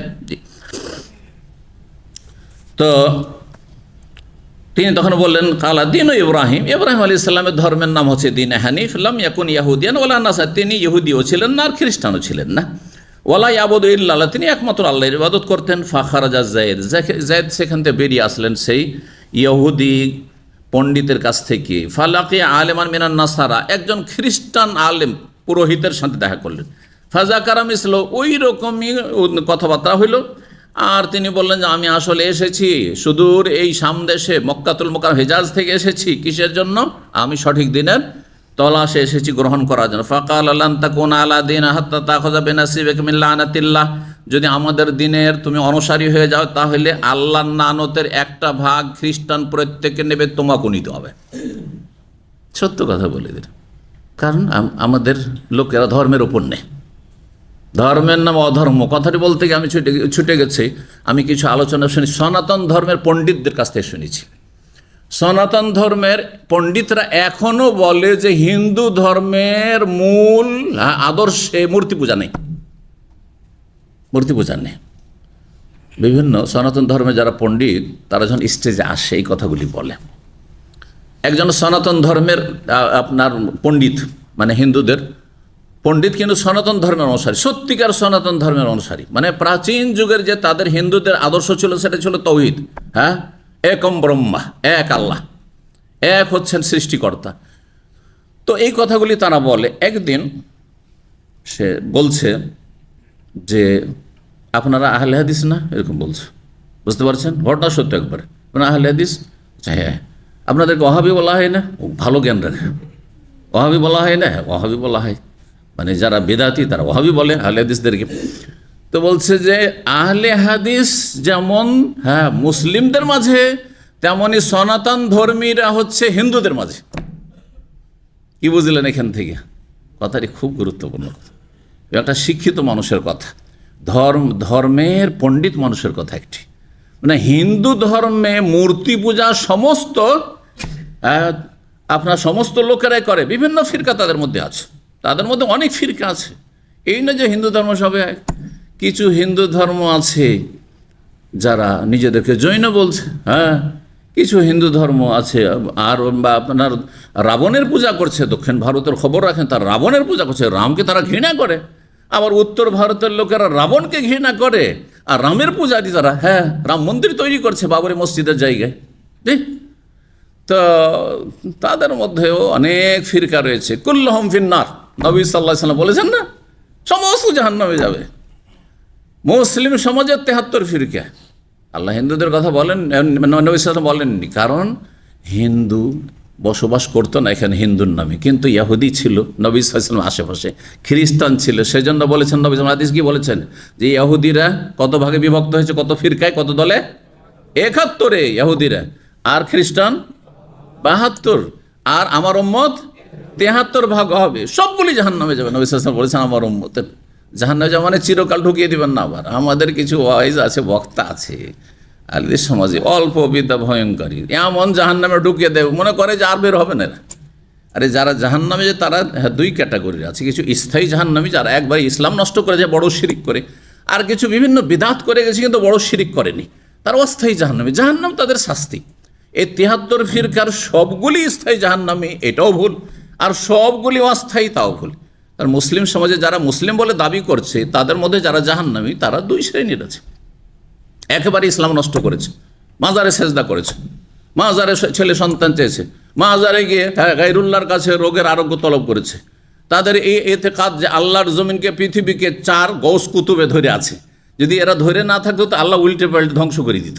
তাহলে বড় শিরক কুফরিতে আছে। এই অবস্থায় মারা গেলে চিরকালে জাহান্নামী, এতে কোনো সন্দেহ নেই। কিন্তু যারা মিলাদ করেছে, হ্যাঁ কিয়াম করেছে, কিন্তু বড় শিরকি আকীদা রাখে না, নিয়ত পড়েছে, সম্মিলিত মোনাজাত করেছে, এরকম বহু বিষয় রাত করেছে, হালুয়া রুটি করেছে, আর মরার নামে খাবার ভোজ ভাজ করেছে, তারা বিদআতি, কিন্তু তারা ইসলাম থেকে বেরিয়ে যায়নি। পাপিষ্ট তারা, গোমরাহ পথভ্রষ্ট, তারা অস্থায়ী জাহান্নামী। অস্থায়ী জাহান্নামী কতদিন হবে আল্লাহ জানে, আল্লাহর জাহান্নাম আল্লাহ জানে, এবং আল্লাহর বান্দা কতদিন জাহান্নামে দিবে, কি আল্লাহ তার রহমতে মাফ করবে সেটা আল্লাহর বিষয়, কিন্তু তারা ইসলামের গণ্ডিতে আছে। তো এই সনাতনের কথাটি মনে আছে কি বললাম? মুসলিম সমাজে যেমন আহলে হাদিস, হ্যাঁ যাদেরকে ওয়াহাবি বলছে ওয়াহাবি, তেমনি আমরা হচ্ছে হিন্দুদের মধ্যে ওয়াহাবি। কেন? মানে আমরা শিরকের প্রতিমা পূজার প্রতিবাদ করি, আর তোমরা মাজার পূজার প্রতিবাদ করো। এইখানে মিল আছে। তোমরা মাজার পূজাকে অস্বীকার করো, এই পীরতন্ত্রকে অস্বীকার করো, আর আমরা অস্বীকার করি এই যে মূর্তি পূজাকে অস্বীকার করি। আমরা সনাতনীরা, আমরা এক ব্রহ্মার উপাসনা করি, এবং তাদের কাছে যেহেতু ব্রহ্মা হচ্ছে নিরাকার, সেজন্য আমরা নিরাকার উপাসনাকে পূজা করি। তারা বলে নিরাকারের, মূর্তিতে তারা বিশ্বাসী নয়। জি, তো এই ধর্ম সম্পর্কে কত লোক যে কতভাবে বিভ্রান্ত হয়েছে, হকের কাছাকাছি এসে বিভ্রান্ত থেকে গেছে। দেখেন না, এই সনাতনী যদি আর একটু এগিয়ে এসে লা ইলাহা ইল্লাল্লাহ পড়ে নিত, মুহাম্মদ রাসূলুল্লাহ পড়ে নিত, তাহলে জান্নাতি হয়ে যেত। তো এতটা হেদায়েত হয়ে মূর্তি পূজাকে অস্বীকার করেও জাহান্নামের রাস্তা থেকে গেল। আল্লাহ শুকরিয়া আদায় করেন যে আল্লাহ কলেমা পড়ে মুসলমান হওয়ার তৌফিক দিয়েছেন, অর্থাৎ মুসলিম ঘরে আল্লাহ রাব্বুল সৃষ্টি করেছেন, আর তারপর ইসলামটাকে রক্ষা করার তৌফিক দিয়েছেন। কত মুসলিমের সন্তান, পরম্পরা 14 গোষ্ঠী তার মুসলিম আর ধার্মিকও ছিল, কিন্তু নাস্তিক হয়ে মরেছে, ধর্ম নিরপেক্ষতায় বিশ্বাসী হয়ে মরেছে, বেদিন হয়ে ইসলামের শত্রু মুনাফিক হয়ে মরেছে। আলহামদুলিল্লাহ যে আল্লাহ আপনাকে মুসলিম করেছেন, আল্লাহ শুকরিয়া আদায় করুন। আলহামদুলিল্লাহিল্লাযী হাদানা লিহাযা ওয়া মা কুন্না লিনাহতাদিয়া, আমার কোনো ক্ষমতা ছিল না, লাউলা আন হাদানা আল্লাহ, যদি আল্লাহ হিদায়াত নসিব না করতেন। আল্লাহ শুকরিয়া আদায় করুন। জি, তো কিভাবে কত কষ্ট করে সঠিক ধর্ম তলাশ করছেন যায়েদ। বলছেন যে যায়েদ সেখান থেকে একজন খ্রিস্টান জ্ঞানী পণ্ডিতের কাছে গেলেন, আর তার সাথে আলোচনা করলেন। তখন তিনি বললেন যে দেখো, তুমি যদি খ্রিস্টান হতে চাও, যেটা আগ্রহ প্রকাশ করছো, তাহলে 1 ভাগ আল্লাহর অভিশাপ লানত নিতে হবে। কালা, তখন যায়েদ বলেন মা আফিরু ইল্লা মিন লানাতিল্লাহ, আমি তো পালিয়ে এসেছি আল্লাহর লানত থেকে, যে আমি এই মূর্তি পূজা করব না, আল্লাহর লানত আর অভিশাপ নেব না। আর আমি যদি আপনাদের ধর্ম গ্রহণ করেও যদি লানত নিতে হয়, তো এই ধর্ম গ্রহণ করে লাভটাই কি? তাহলে আমি নেব না, আমি গ্রহণ করব না। ওয়ালা আহমেলু মিন লানাতিল্লাহ ওয়ালা মিন গাযাবি শাইআন আবাদা ওয়া নাস্তাতি, আর আমি যথাসাধ্য আল্লাহর লানত আমি নেব না, নিতেও রাজি না, আর এটা আমি বহন করতেও পারবো না, আর যতদিন পর্যন্ত আমি আছি যথাসাধ্য বাঁচার চেষ্টা করব। ফাহাল তাদুল্লুনি আলা গায়রিহি, এছাড়া অন্য কোনো ধর্মের আপনি আমাকে সন্ধান দিতে পারবেন? কালা, একই কথা, যেই কথা ইহুদি পণ্ডিত বলেছে সেই কথা কে বলছে? খ্রিস্টান পণ্ডিত বলছে। দেখেন, যারা সঠিক ধর্ম, আসমানি ধর্ম সম্পর্কে সঠিক জ্ঞান রাখে, তাদের কথাগুলি এসে একটা জায়গায় সবার এক জায়গায় মিলে যাবে। এই জন্য সমস্ত নবীদের দাওয়াত এক জায়গায় মিলে যাবে। মৌলিক বিষয়গুলি আদম আলাইহিসসালাম, নূহ আলাইহিসসালাম, ইব্রাহিম, মূসা, ঈসা, যুগে যুগে যত নবী রসুল, হুদ, সালেহ, যেই শিক্ষা তারা দিয়েছেন, মা লাকুম মিন ইলাহিন গায়রুহু, আল্লাহ ছাড়া তোমাদের কোনো সত্য মাবুদ নেই, উপাস্য নেই, ওই কথাই শিক্ষা দিয়েছেন মোহাম্মদ রসুল্লাহ মুসা ঈসা সবাই, তাই না? এক জায়গায় মিলে যাবে, কারণ হক সত্য একটি হয় আর মিথ্যা অনেক হয়। বুঝেন না? বুঝেন না? অঙ্ক 2 2 4 এটা হচ্ছে সত্য, তাই না? ঠিক। আর 2 2 যদি 3 বলেন হবে, 5 বলেন 2 2 1, যত বলতে থাকেন সব ভুল, সবগুলি ভুল। ঠিক ওই রকমই দ্বীনে ইসলাম, দ্বীনে হক। দ্বীনে হক হচ্ছে একটি, আল হক লা ইয়াতাআদ্দাদু। এই জন্য ওলামারা বলেছেন হক সত্য একাধিক হয় না। আপনি ইসলামী সেন্টারে এই সময় বসে আছেন, এটি হচ্ছে সত্য, আর আপনার সম্পর্কে এছাড়া যত তথ্য দেওয়া হবে যে এতটা বেলা এতটার সময় জুমার পরে, কেউ বলছে আমি শিকতে দেখেছি, কেউ বলছে তাকে মক্কায় দেখেছি, কেউ বলছে মদিনায় দেখেছি, কেউ বলছে আমি বাংলাদেশে দেখেছি, সব মিথ্যা, তাই না? হ্যাঁ, ঠিক ওই রকম বাতিল অনেক হতে পারে। এই জন্য বাতিল ধর্ম মন্ত্রতন্ত্র অনেক আছে, কিন্তু হক শুধু একটি, ইন্না দীনা ইনদাল্লাহিল ইসলাম, সেটি হচ্ছে ইসলাম। লা ইলাহা ইল্লাল্লাহ মুহাম্মাদুর রাসূলুল্লাহ, শাহাদাত। আল্লাহ তৌফিক দান করেন। তো বলছেন যে আমি নিতে পারবো না অন্য কোনো ধর্ম বলেন। কালামা আলম ইল্লা ইয়াকুন হানিফান, তাহলে আমি যতটা জানি যে তুমি হানিফ হয়ে যাও, দিনে হানিফের অনুসারী হয়ে যাও। কালো অমাল হানিফ, হানিফ আবার কি জিনিস? কালো দিন ইব্রাহিম, ইব্রাহিম আলাইহিস সালামের ধর্ম। লাম ইয়াকুন ইয়াহুদিয়ান ওয়ালা নাসারা, তিনি ইহুদি খ্রিস্টান কিছুই ছিলেন না। ওয়ালা ইয়াবুদু ইল্লাল্লাহ, তিনি একমাত্র আল্লাহর ইবাদত করতেন। ফালাম্মা রাআ যায়েদুন কাওলাহুম ফি ইব্রাহিম আলাইহিস সালাম, যখন যায়েদ ইবনে আমর ইবনে নুফাইল শুনলেন এই কথাগুলি, যে দুই আলেমের, দুই পণ্ডিতের কথা একই রকম, অথচ দুইজন দুই ধর্ম অবলম্বী আর দুই ধর্মের পণ্ডিত, হ্যাঁ, তাদের মধ্যে কোনো ভিন্নতা নেই। ইহুদি পণ্ডিতও বলল যে দিন ইব্রাহিম গ্রহণ করো, আর এই খ্রিস্টান পণ্ডিতও বলছে যে তুমি দিন হানিফ গ্রহণ করো। এই কথা শোনার পরে আর ইব্রাহিম আলাইহিস সালাম সম্পর্কে তাদের পজিটিভ মন্তব্য বা পরামর্শ শোনার পরে খারাজা, সেখান থেকে বেরিয়ে চলে আসলেন সামদেশ থেকে। ফালাম্মা বারাজা, সেখান থেকে বেরিয়ে যখন মক্কার উদ্দেশ্যে রওনা দিলেন, রাফায়া, 2 হাত উঠিয়ে আল্লাহর কাছে দোয়া করছেন আর বলছেন ওয়াদ আল্লাহুম্মা, হে আল্লাহ, ইন্নী উশহিদুকা, তোমাকে আমি সাক্ষী রাখছি, আন্নী আলা দীনে ইব্রাহিম, আমি ইব্রাহিম আলাইহিস সালামের ধর্মের অনুসারী। এ নবী সাল্লাল্লাহু আলাইহি সাল্লাম এইরকম কিছু মানুষ যাদের সম্পর্কে সুসংবাদ দিয়েছেন যে তারা জান্নাতি, যদিও তারা ইসলামের যুগ পায়নি, কোরআনের যুগ পায়নি, তবুও তারা জান্নাতি। জি, 3828 নম্বর হাদিস।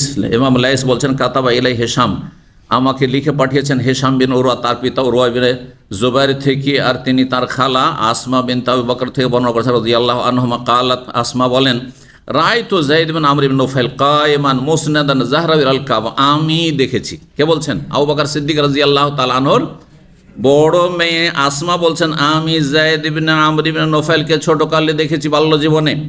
তিনি দাঁড়িয়ে হেলান দিয়েছিলেন, হ্যাঁ, পিঠটা লাগিয়েছিলেন, হেলান দিয়েছিলেন কাবা ঘরে, আর তিনি বলছিলেন কুরাইশ লোকদেরকে, কুরাইশ বংশের লোকদের, ইয়া মাশারা কুরাইশ, হে কুরাইশ বংশের লোকেরা, ওয়াল্লাহি, আল্লাহর কসম করে বলছে, মা মিনকুম আলা দীন ইব্রাহিম গায়রি, আমার ছাড়া তোমাদের মধ্যে একজন ইব্রাহিম আলাইহিস সালামের ধর্মের অনুসারী নয়, তোমরা সব মিথ্যুক। আচ্ছা, মক্কার লোকেরা কি বলতো? তারা কোন ধর্মের অনুসারী বলতো নিজেদেরকে? তারা কি বলতো? হিন্দুদের, যেমন হিন্দুরাকে যদি জিজ্ঞাসা করো তোমরা কোন ধর্মের অনুসারী, মানে কোন নবীর অনুসারী, তো নবীর নাম জানে? তাদের কোনো নবী আছে? না, জানে না, কারণ তারা কোনো নবীর অনুসারী নয়। তারা পরম্পরা বাপদাদা থেকে প্রতিমা পূজা করতে করতে প্রতিমার সংখ্যা আর পুতুলের সংখ্যা আর এই মূর্তি বাড়তে থেকেছে, যেমন মক্কায় বাড়তে থেকেছে।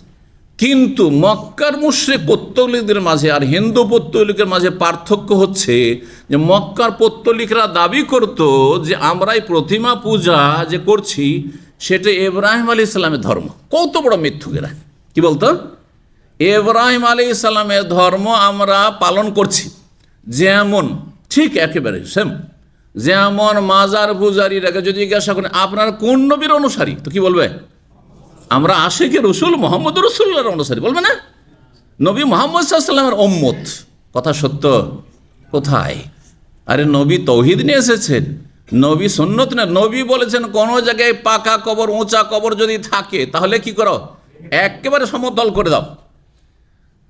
আর তোমাদের এই পাকা কবর কেউ যদি ভাঙতে যায় তাহলে এত বড় মিছিল বের করবে ভারত, বাংলাদেশ, পাকিস্তানে, যে এই সব দেশের ইতিহাসে এত বড় মিছিল কোনোদিন বেরোয়নি। কথা বুঝতে পারছেন না? এবং কবর রক্ষা করে জান্নাতে যাওয়ার আশা রাখবে। এই মাজার যেটা শিরকের আস্থান না, কবর শুধু নয়, এই মাজারগুলি যেগুলি শিরকের আস্থানায় পরিণত হয়েছে, সেগুলো রক্ষা করে জান্নাতে যাওয়ার আশা রাখছ, যেটা অসম্ভব কথা। আল্লাহ বুঝার তৌফিক দান করুন। যেমন মুসলিম সমাজের যারা মাজার পূজারী, তারা মুহাম্মদ সাল্লাল্লাহু আলাইহি সাল্লামের উম্মত হওয়ার দাবিদার, তেমনি মক্কার কাফের মুশরিকেরা প্রতিমা পূজা করেও 360টা কাবার চারিদিকে মূর্তি রেখেও ইব্রাহিম আলাইহিস সালামের উম্মত হওয়ার দাবিদার ছিল। এই জন্য আল্লাহ কোরআনে বেশ কিছু আয়াতে এই বিষয়ের খণ্ডন করেছেন, যে মা কানা ইব্রাহিম ইয়াহুদিয়ান ওয়ালা নাসরানিয়ান।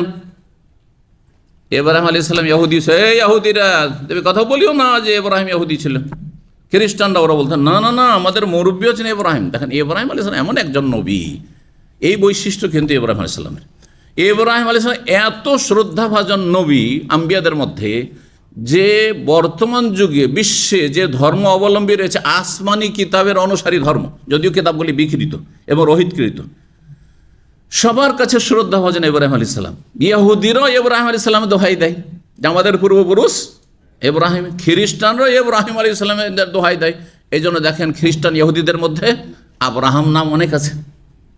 আব্রাহাম এই যে গণতন্ত্রের প্রবক্তা, যে থিওরি পেশ করেছে, আর যেটা সবাই পানির মতো ঢকঢক করে মুসলিমরাও গিলে ফেলেছে, তো এটা কে দিয়েছে আপনাদেরকে? আব্রাহাম লিঙ্কন ইহুদি দিয়েছে।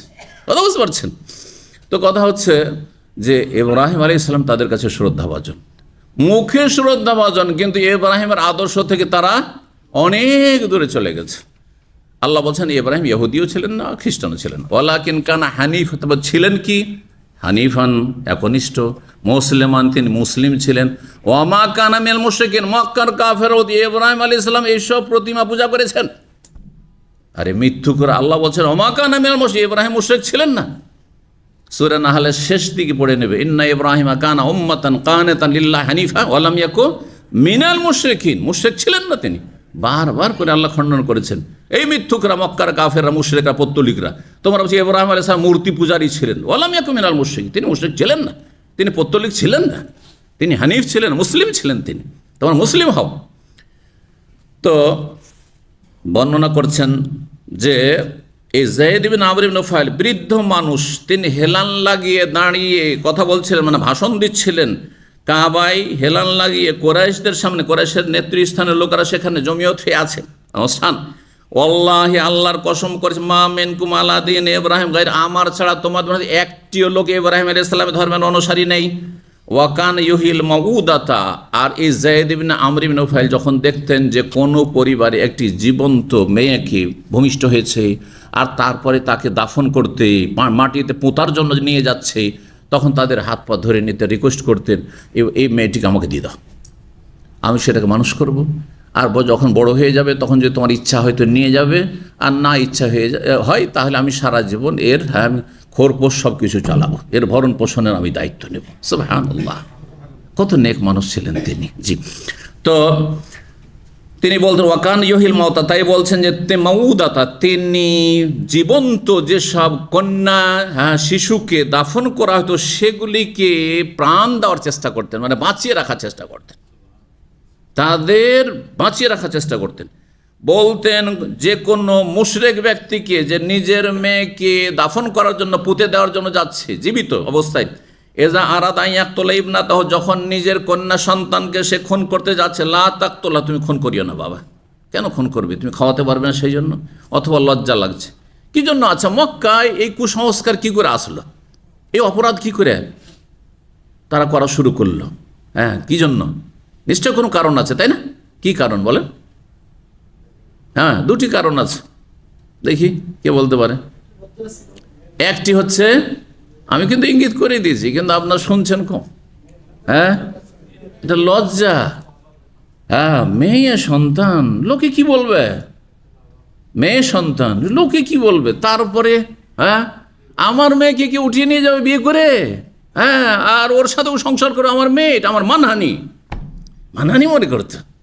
বুঝতে পারছেন না? এইটা একটা কারণ। আর একটি কারণ, ওয়ালা তাকতুলু আওলাদ খাশিয়াতে ইমলাক, কোরআনে, হ্যাঁ, দারিদ্রের ভয়ে, খাওয়াতে পারবো না, হ্যাঁ, অভাবের ভয়ে তোমরা নিজের সন্তানকে হত্যা করিও না। অভাব, খাওয়াতে পারবো না। কয়টি কারণ হলো? আর একটি কারণ আছে, শুনে নেন আরেকটি, ভালো করে তাহলে শুনে নেন বিষয়টি। কি কারণ? হ্যাঁ, তারা বলতো যে আজকালকার যারা আপনার ইসলামী আদর্শ থেকে দূরে সরে গেছে, মুসলিম সমাজেরও আর অমুসলিমও, তাদের চাইতে ওরা ভালো ছিল। কিন্তু এই থিওরিতে তারা বলতো যে আমাদের রাত দিন যুদ্ধ করতে হচ্ছে, কারণ গোত্রীয় শাসন, বংশীয় শাসন, এক বংশের আর এক বংশের সাথে মারামারি লড়াই লেগেই থাকছে। তো লাঠিয়াল বাহিনীর দরকার, গ্রাম অঞ্চলের লাঠিয়াল বাহিনী তো আপনারা জানছেন, তাই না? জনবল দরকার। তো জনবলে এই মেয়েরা কি কাজে আসবে? ছেলে সন্তান হলে কাজে আসতো, কিন্তু এই মেয়ে তো কোনো কাজে আসবে না। শুধু এগুলোকে রেখে লাভটা কি? খামাখাতে পুষার লাভ কি? এগুলো কার খরচ খরচা করে কষ্ট করে লাভটা কি? সুতরাং কি করে, কেউ মেরেই ফেলো। বুঝতে পারছেন না? জি। কেন আজকালকার বেদিনের চাইতে ওই বেদিনগুলো ভালো, ওই মুশরিকগুলি ভালো বললাম? একটা বৈশিষ্ট্যে, একটা গুণে। সেটা কি? যে ওরা মনে করতো যে মেয়েরা রণক্ষেত্রে যুদ্ধ করতে পারে না, মেয়েরা সেনাবাহিনী হতে পারে না। আর আজকালকার বেদিনরা বলছে না, সমান অধিকার। হ্যাঁ, যেমন পুরুষরা সেনাবাহিনীতে ঢুকবে, তেমন মহিলারাও সেনাবাহিনীতে ঢুকবে। তাহলে মক্কার কাফের চাইতে নিকৃষ্ট থিওরি হচ্ছে এটি।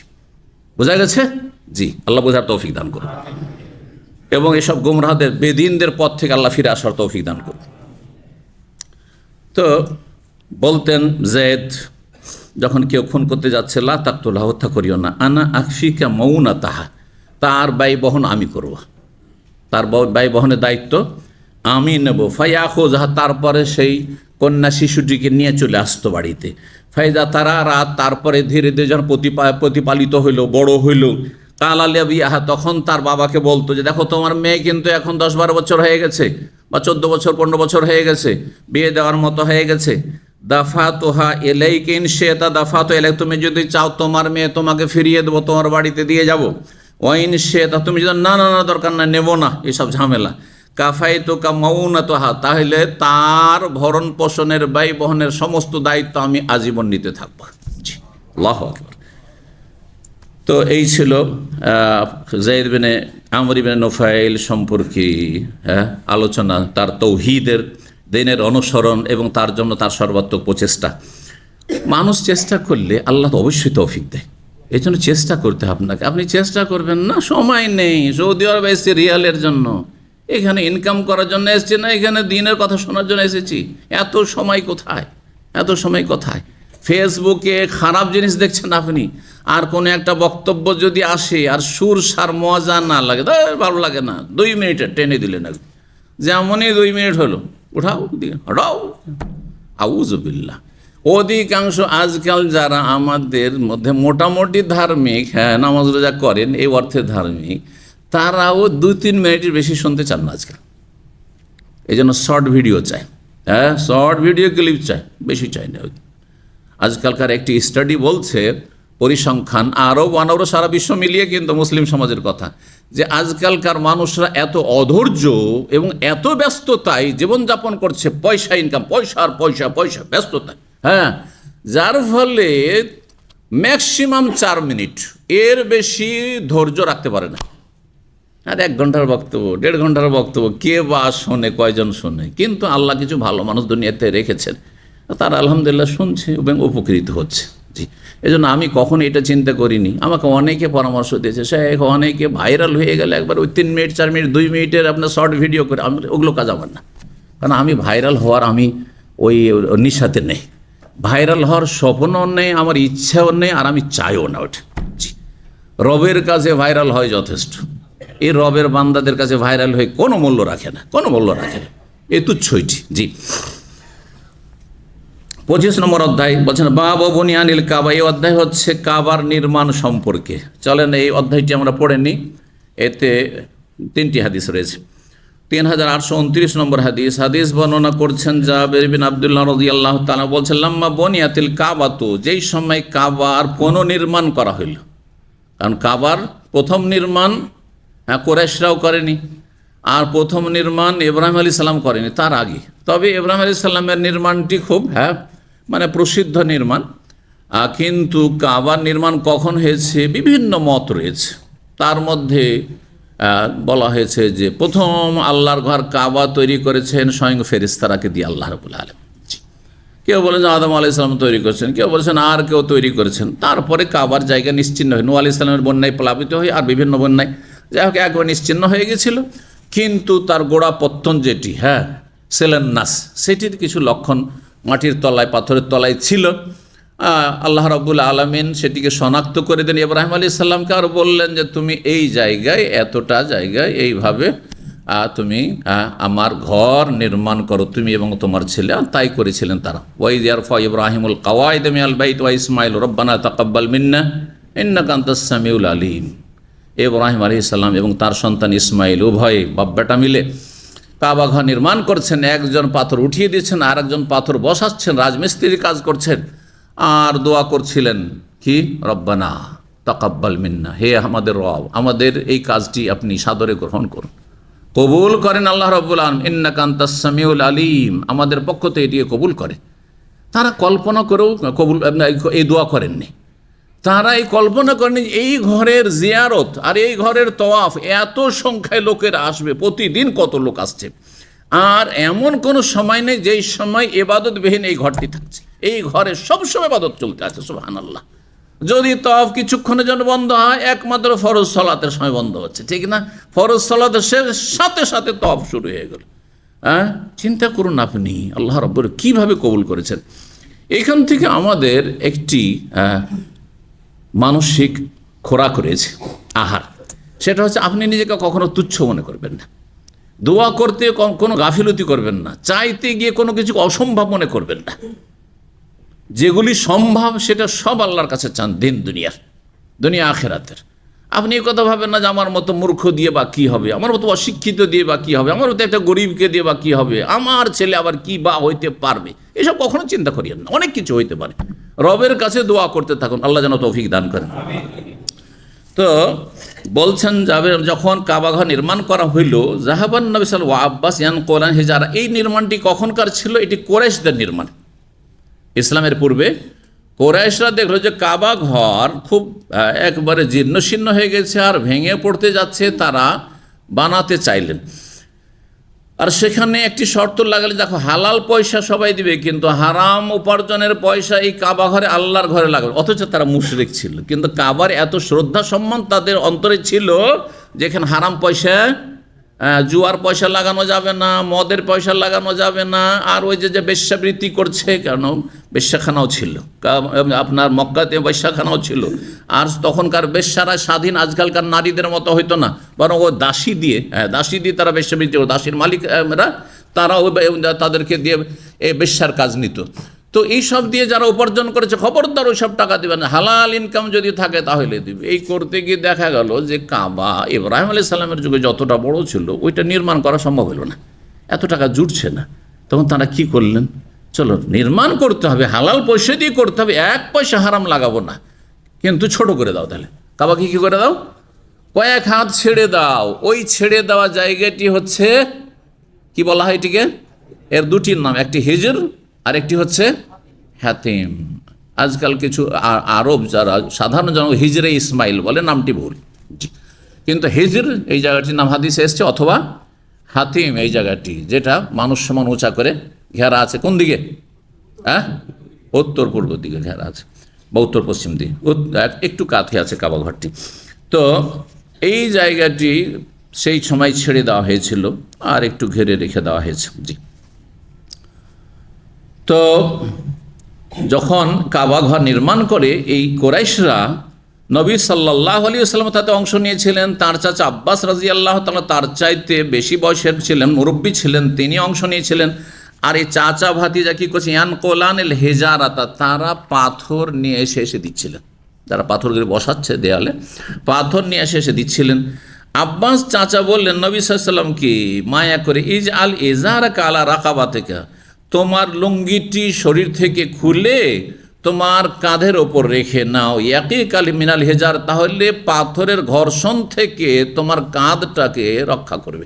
না হলে খালি কাঁধে যদি পাথর এইভাবে বহন করো তাহলে তোমার কি হয়ে যাবে, এই কাঁধ ক্ষত বিক্ষত হয়ে যাবে, জখম হয়ে যাবে।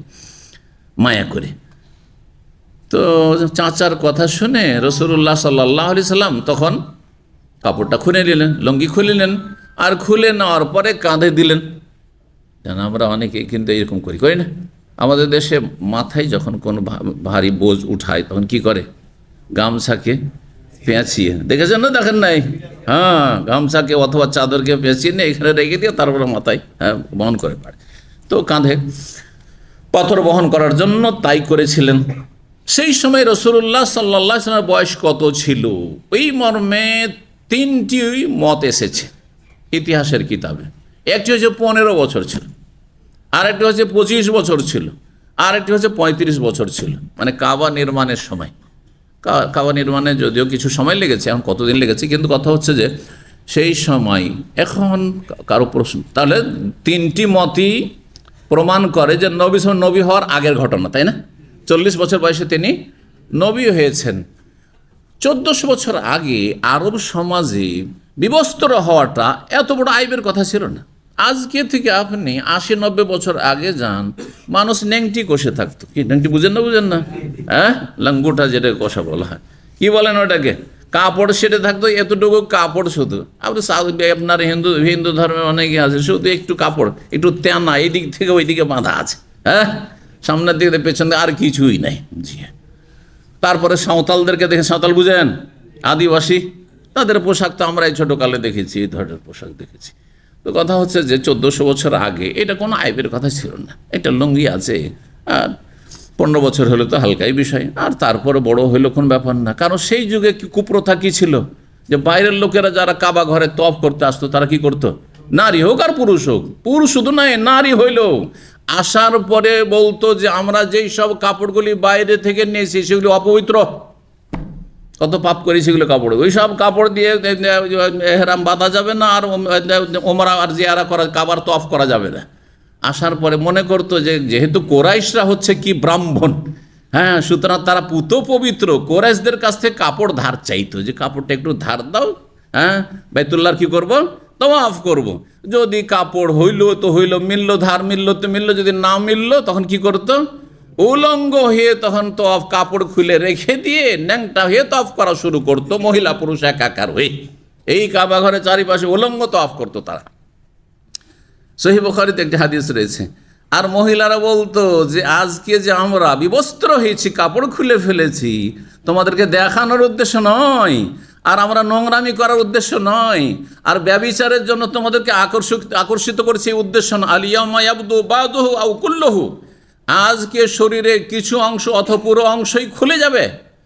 অমা বাদা মিনহু ফালা ওহিল্লহু, যেটুকুই খুলুক না কেন, শরীরে বিবস্ত্র হোক না কেন, সেটা তোমাদের জন্য হালাল করছি না যে আমাদের দিকে ফ্যাল ফ্যাল করে তাকাইতে থাকবে। হ্যাঁ, তার মানে আমরা কি করছি, ন্যাংটা হয়ে ধর্মকর্ম করছি। এটি হচ্ছে ন্যাংটা সাধুর ধর্ম হিন্দুদের, আর এটি হচ্ছে ন্যাংটা পীরের ধর্ম এক শ্রেণীর কথিত মুসলিমদের। জানেন না ন্যাংটা পীর নাই? হ্যাঁ আছে, জানি না বাংলাদেশে আছে কিনা, আপনারা বলবেন। দেখেন, আপনারাই বলছেন আছে, কিন্তু পাকিস্তানে আছে, এটা আমি ভালো করেই জানি, বুঝতে পারছেন। ন্যাংটা সাধু দিল্লিতে আমি নিজের চোখে, নাউজুবিল্লাহ, ন্যাংটা সাধু এই মোটা একবারে। দিল্লি পুরানা স্টেশন, যারা ওইখানে ইন্ডিয়ান অনেকে আছেন, দিল্লি পুরাতন স্টেশন, একসময় ছাত্র জীবনে দিল্লি আসতে হয়েছে, মদিনা ইউনিভার্সিটি আসতাম, তখন দিল্লি হয়ে যাতায়াত করতাম। তো দিল্লিতে পুরাতন স্টেশনে নেমেছি, আর নামার পরে হেঁটে জামা মসজিদের কাছে যাবো, তো হেঁটে রাস্তা, আর ছাত্র জীবন, পয়সা দেবো রিক্সাওয়ালাকে বা ওই অটো রিক্সাকে, দরকার কি, হাঁটতে এই তো 20 মিনিট লাগবে, হেঁটে চলে যাবো। সোজা হাঁটা ধরলাম, হেঁটে একটা ওই পার্কের মধ্য দিয়ে যাচ্ছি, পুরনো পার্ক হয়ে আছে, ওই পার্কের মাঝে কেউ একজন বলেছিল, যারা আমাদের বন্ধুবান্ধব, কিন্তু বেশ কিছু ইউনিভার্সিটিতে তারা মাদ্রাসা পড়ুয়া, তারা চলে গেছিলো। তো বলছে যে পুরাতন স্টেশন থেকে বেরিয়ে যদি জামা মসজিদ হেঁটে আসেন, তো ওখানে একটা ন্যাংটা সাধু সবসময় বসে থাকে। তো এই কথাটি আগে শুনেছিলাম, তো ডানে বামে একটু করে তাকাচ্ছি যে দেখি তো কোথায় এই তামাশা হিন্দুদের। তো সুবহানাল্লাহ, রাস্তা চলতে গিয়ে দেখি এক ন্যাংটা সাধু লম্বা হয়ে পড়ে আছে। আউযুবিল্লাহ, কামা ওয়ালাদাতহু উম্মুহু, মায়ের পেট থেকে যেমন ভূমিষ্ঠ হয় এরকম হয়ে পড়ে আছে একেবারে, বুঝতে পারছেন? তো এইটাই ধর্ম তাদের, ন্যাংটা হয় ধর্ম। তেমনই মক্কার কাফের বা আরব কাফের মুশরিক নর নারী, তাদের ধর্ম ছিল যে ন্যাংটা হয়ে কাবা ঘরের কি করতে হবে, তওয়াফ করতে হবে। রাসূলুল্লাহ সাল্লাল্লাহু আলাইহি সাল্লাম নবম হিজরিতে আবু বকর রাদিয়াল্লাহু তাআলা আনহুকে হজ করতে পাঠালেন, নিজে আসলেন না, বললেন যে আগামী বছর হজ করব। কয়েকটি কারণ তার, হ্যাঁ, এক বছর বিলম্ব করার মক্কা বিজয়ের পর, অথচ মক্কা বিজয় অষ্টম হিজরিতে হয়ে গেছে, তার নবম হিজরিতে হজ করে কেন করলেন না? তার একটি গুরুত্বপূর্ণ কারণ হচ্ছে এই বছর মুসলিমরাও যেমন হজ করবে, কাফেরদেরকেও সামলানো যাবে না, কাফেররাও হজ করতে আসবে আর মূর্তিকে দেবদেবীকে ডাকবে, আমরা বলবো লাব্বাইক আল্লাহুম্মা লাব্বাইক, আর তার ইল্লা শারীকান তামলিকুহু ওয়া মা মালাক তারা পড়বে, হ্যাঁ, তারা দেবদেবীর নাম উচ্চারণ করবে, আর তারা ন্যাংটা হয়ে তফ করবে। আমরা ইহরামের কাপড় পরে, তারা ন্যাংটা হয়ে তফ করবে। তো এইটা মেনে নেওয়া যায় না, যার ফলে ঘোষণা করে পাঠালেন আবু বকর সিদ্দিক রাদিয়াল্লাহু তাআলার মাধ্যমে আর আলী রাদিয়াল্লাহুর মাধ্যমে যে আল্লাহ ইয়াতুফা বিল বাইতে ওরিয়ানুন, আগামী বছর যে আমরা হজ করতে আসবো, কোনো মানুষ যেন বিবস্ত্র ন্যাংটা হয়ে কেউ বাইতুল্লাহ তফ না করে আর কিয়ামত পর্যন্ত। জি, রাসূলুল্লাহ ঘোষণা করেছেন। তো ন্যাংটা হওয়া ধর্ম না, ধর্ম না।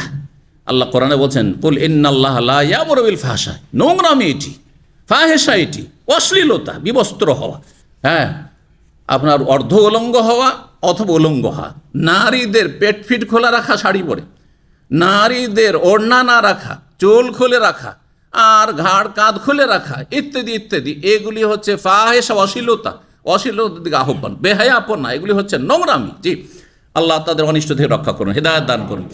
তো রাসূলুল্লাহ সাল্লাল্লাহু আলাইহি ওয়াসাল্লাম যখন লুঙ্গিটা কাঁধে দিলেন আর তারপরে পাথর নিতে যাবেন, দিয়েছেন শুধু কাঁধে, আর ফাখারা ইলাল আরদ, হঠাৎ করে বেহুশ হয়ে জমিনে পড়ে গেলেন, পড়ে গিয়ে বেহুশ হয়ে গেলেন। অন্য রিওয়ায়াতে রয়েছে যে সেই সময় জিবরাইল আলাইহিস সালাম ডাক দিয়েছেন, এখনও নবী হননি কিন্তু জিবরাইল ডাক দিচ্ছেন, ইয়া মুহাম্মদ, হ্যাঁ তুমি লুঙ্গি পরো, লুঙ্গি পরো, তুমি খুঁজে যা রাখ, হ্যাঁ লুঙ্গি পরিধান করো, তুমি বিবস্ত্র হয়েও না। সাথে সাথে তিনি বেহুশ হয়ে গেছেন। খুব লজ্জাশীল, খুব লজ্জাশীল মানুষকে যদি তার বিপরীত কিছু করা হয় তাহলে কিন্তু তার অবস্থা খারাপ হয়ে যায়। বড়দের কথা বলছে, বিশেষ ছোট বাচ্চা, ছোট বাচ্চাদের উদাহরণ দিলে আরও ভালো বুঝবেন না?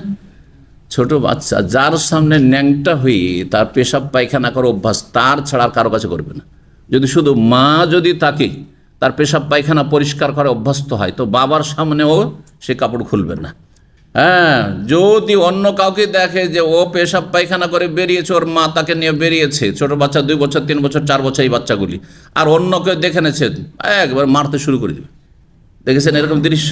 আমরা দেখেছি, মারতে শুরু করে। কারণ আল্লাহ মানুষকে সৃষ্টি করেছেন নর হোক আর নারী বড় লজ্জাশীল করে, আর রাসূলুল্লাহ সবচেয়ে বেশি লজ্জাশীল ছিলেন।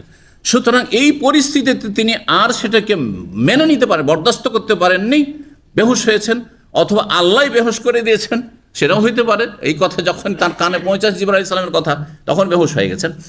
তো তারপরে এমন বেহুশ হয়েছেন যে অত্তামাহাত আইনাহু ইলাস সামা, তার 2 চোখ আকাশের দিকে বড় বড় হয়ে তাকাচ্ছে। যখন মানুষ বেহুশ হয়ে যায় তখন চোখ বড় বড় করে আকাশের দিকে তাকায়। সুম্মা আফাকা, তার কিছুক্ষণ পরেই তার হুঁশ ফিরে আসলো। এ ফাঁকা হওয়া মানে হুঁশ ফিরে আসলো। আর হুঁশ ফিরে আসতেই প্রথম বলছেন, এজারি এজারি, আমার লুঙ্গি দাও, আমার লুঙ্গি দাও। লুঙ্গিটা কাঁধ থেকে পড়ে গেছে ছটকে দূরে, তো বলছেন লুঙ্গি দাও, লুঙ্গি দাও। ফাসাদ্দালে, তাড়াতাড়ি করে তার শরীরে লুঙ্গি জড়িয়ে দেওয়া হইল। জি, 3830 নম্বর হাদিস বর্ণনা করছেন আবু ওবাইদুল্লাহ ইবনে আবি ইয়াজিদ কালা, ওবাইদুল্লাহ ইবনে ইয়াজিদ, আমর ইবনে দেনার এবং ওবাইদুল্লাহ, 2 জন বর্ণনা করেন। লাম ইয়াকুন আলা আহাদিন নবী হাওলাল বাইতি হায়াতুন, নবী সাল্লাল্লাহু আলাইহি ওয়াসাল্লামের আমলে বাইতুল্লাহর চারপাশে কোনো দেয়াল ছিল না। আজকাল যেমন চারিদিকে ঘেরা, হ্যাঁ, মসজিদ হারামের বিল্ডিং আছে, এমনকি দেয়াল পর্যন্ত, প্রাচীর পর্যন্ত ছিল না, খোলা ময়দান ছিল।